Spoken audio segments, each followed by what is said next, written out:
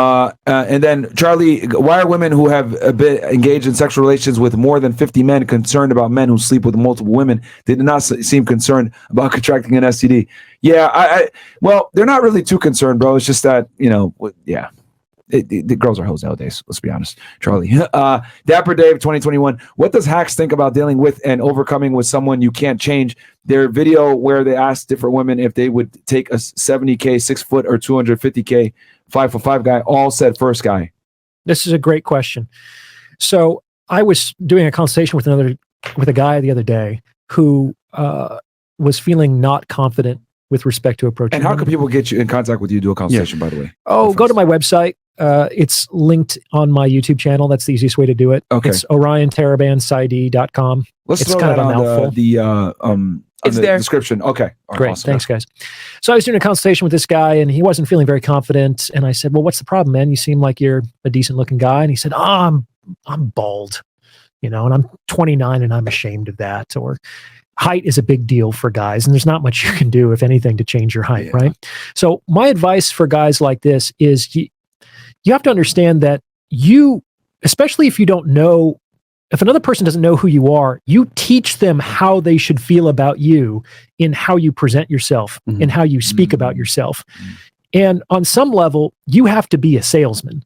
Now, a good salesman believes that his product is the best product on market. At this price point, in this class of automobile, it will do exactly what you need to do. And they know all the competitors' inferiorities. They know their superiorities. They highlight their superiorities versus the competition. Yeah, they know the market well. So you need to believe in your product 100%, because if you don't, why would you expect anybody else to? Absolutely. The second thing that I ask people to do is, I'm taking this from programmers, to consider that it's not a bug, it's a feature. So the thing that they think is bad or negative, there is a positive reframe or attribution that you can make of that same thing. Like, for example, research has demonstrated that higher testosterone levels are associated with hair loss.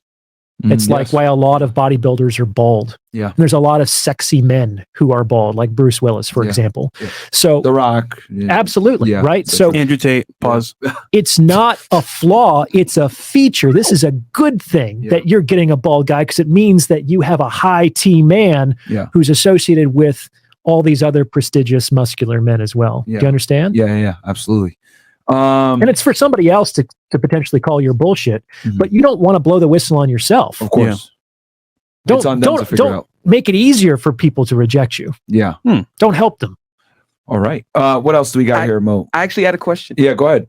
When Myron was pointing out the 50%, the women wives having 50% backup. Yeah. You actually had made a face where it's like only 50%. Yeah. Are you actually alluding that there's probably like much more? Oh, I think so, man. I mean, in my experience, it's not that women have a plan B. They have a plan B, C, D, E. They have a plan down to E. They're like, if this guy doesn't work out, I might be able to get back with my ex. And if that doesn't work, the guy in 8th grade might still be single and showed me some love. So they might not be actually able to secure those relationships, but at least that safety net gives them some room to maneuver and some confidence to negotiate more aggressively in their current relationship. Yeah. So many guys I work with have that scarcity mentality, and they understand how difficult it is for them to get a woman. Yeah. Maybe it's only their first, second, or third relationship. They were single for years. And so in their minds, it's not the choice between this woman or some other woman I have who expressed interest in me in the past. It's the choice between this woman and nothing. Yeah. It's with this woman or loneliness, this woman and just despair and solitude. And that's a false dichotomy. That's not true, but that's where a lot of guys' minds are. And so they put up with a lot of nonsense that they have no business putting up with, because they think at least it's better than nothing. How important is sexual experience with women in today's day and age and deregulated sexual marketplace, from your professional opinion?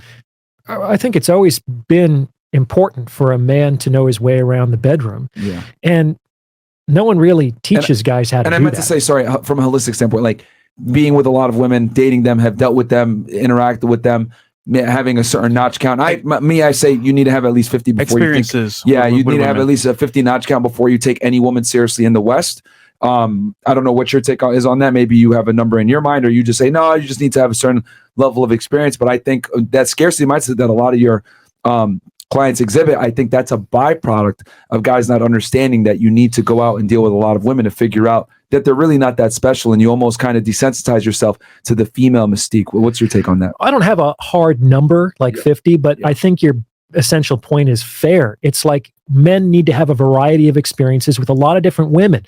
They call this the bias of small sample sizes. If I were to do a study with like 4 people and they gave me a certain result and I try to generalize that as a universal law, it's most likely not going to be true, because if 2 of those people were just weirdos because of the random sampling that I did, I might think that half of all people are this way. That's why robust studies have sample sizes of thousands or hundreds of thousands of people, because that weirdness sort of gets distributed evenly over the population so we can make more stable conclusions. So you need to have a variety of experience to know, is this all women, or is that just that nutty girl that you happen to date? Yeah. And you also alluded to something else this is important, which is most young men start out as romantics. Yeah. And romance has a very incorrect view of how dating and mating works. Yeah. So right? true. Yeah. So they have to generally be disabused of that, often painfully, through their experiences with women. Yeah. I don't have it's got to be 50. I do often counsel guys to not even consider getting married or into a long-term relationship until they're at least 35. Dude, that's my number. 35? I'd say 35 years old, making 6 figures a year, 6 months to a year of money in savings, in shape, 50 women. Okay, this is cool. So we talked about being a captain earlier, and you kind of resonated with that. Yeah. Well, I have this whole metaphor about the sexual marketplace being a dock, and the guys are like in front of their ships, and the women are going around the pier trying to figure out what boat they want to get on. Okay. Oh. Now, if you're a captain, you have 3 things you got to do. You got to build a ship. Yep. You got to learn to sail. Yep. And you got to plot a course. Bam. If you have those 3 things, you're a captain. If you don't have those 3 things, you're not a captain yet. Hold on, let me write this down. Steal this from you, man. I'll give you credit though. Build a ship. Build a ship. This is all going to come out in the book that I'm working on. I always shout out my people though, man. And I think this is important to share this stuff, because at the end of the day, this might reach someone that needs to hear it. And hey, that's a great example. Absolutely. It's why I'm here, sharing the wisdom. What was the second one? Learn to sail. Learn to sail, and then plot a course, right? Plot a course. So the ship is, with respect to the sexual marketplace, it's your lifestyle. It's not just your career and money, but how you spend it. I often say that men want the Barbie doll, and women want all the shit the Ken doll comes with. They want to. That's why there's like Cowboy Ken, and there's Disco Ken, and there's Stockbroker Ken, and things like that. Yeah. So then there's Black Ken. They have him now. Yeah, of course. I'm kidding. This guy, man. So here's the thing: a woman is going to fantasize what it would be like to be next to you in your lifestyle. That's your frame. That's your ship in this metaphor, and it takes time and resources to extrapolate that lifestyle. Yeah. That's the main way to attract, is by creating an emotionally compelling lifestyle. That doesn't necessarily have to mean bottle service and a super yacht. There's many different types of lifestyles. That's why women's romance novels are so varied. There's like the cowboy who is kind of stoic and reserved and mysterious. And then there's like the billionaire stockbroker, the high-powered guy. It's like those are 2 very different fantasies, but they can both work on the same woman. And she's like, well, I can be a cowgirl too, yeehaw, or I can be a boss bitch too. And they're trying to kind of figure out what it would be like to be on your ship with you. But it's your job to have built that ship to begin with. Then you got to learn to sail, which means you have to have some skills. You have to be a competent man to be able to do business with other men. I don't just mean actual financial transactions, but to have competent male friends that you can count on.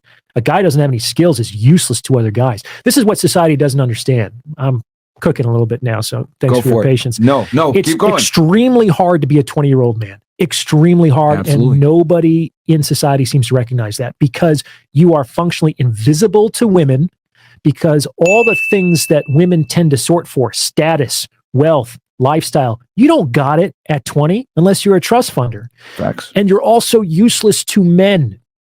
Facts. Men want competent teammates. Yes. You don't have any competences at 20 years old. You don't know your ass from your elbow. You're a liability on my team. I got to teach you all this shit. You know what I'm saying? So you're useless to men and you're invisible to women. And then society says, go for it, get money and get laid. And it's like, oh, Jesus, that's really hard. Your first job is always your hardest to get. Your second job is the second hardest to get. Yeah. And it takes about 10 years to actually build anything worthwhile.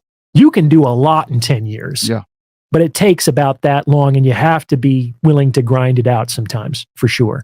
Man, the doctor's cooking. For real. Where's the chef at, man? I told you guys this is going to be a great interview. I told y'all, man.